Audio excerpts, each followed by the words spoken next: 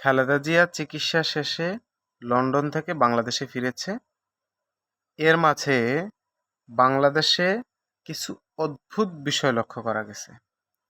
যেমন সংবাদ মাধ্যমগুলো ৩-৪ দিন আগে থেকে ঢালাও প্রচারণা এবং সংবাদ মাধ্যমগুলোতে এরকম অনলাইনে নিউজ আসছে, এইমাত্র বাংলাদেশের সীমানায় অতিক্রম করলো খালেদা জিয়া। প্রত্যেকটা মুহূর্তের আপডেট। এটা তিনি যখন ক্ষমতায় ছিলেন না, মূলত বলতে চাচ্ছি এখন তিনি মূলত ধরতে গেলে ক্ষমতায়ই আছে।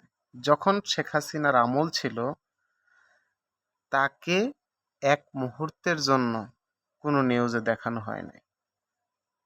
ওনার অবস্থা কি দেখানো হয় নাই। তার বাসভবনে যখন তারে বন্দি করে রাখা হয়েছিল বালুর ট্রাক দিয়ে, সেখানে সংবাদ সম্মেলন ডাকা হলেও সবগুলো সংবাদ মাধ্যম পৌঁছায় নাই।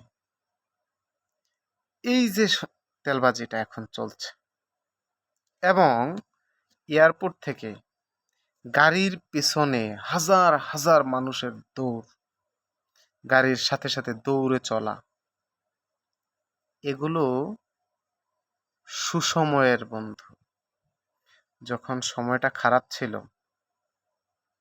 আজকে উনি রাজপথ দিয়ে যখন আসছিল, এয়ারপোর্ট থেকে বের হয়ে যেই মানুষের ঢল ছিল, এত মানুষ যদি শেখ হাসিনার আমলে একত্রিত হয়ে রাজপথে নামতো, শেখ হাসিনার পতন বহুত আগে হয়ে যেত।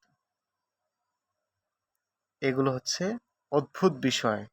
ক্ষমতা দেখলে বাংলাদেশের মানুষ এইভাবে ঝাঁপায় পড়ে।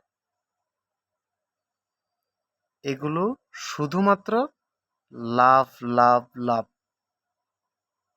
চাঁদাবাজি করতে পারবো, এদিকে করতে পারবো, ওইদিকে করতে পারবো।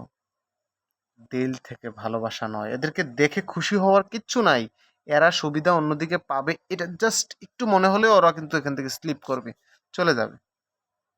যেটা শেখ হাসিনা দীর্ঘদিন ক্ষমতায় ছিল, তখন ওই সময়ও আমরা দেখেছি তেলবাজি কারে কয়, বহুত তেলবাজি আমরা খেয়াল করছি তখন।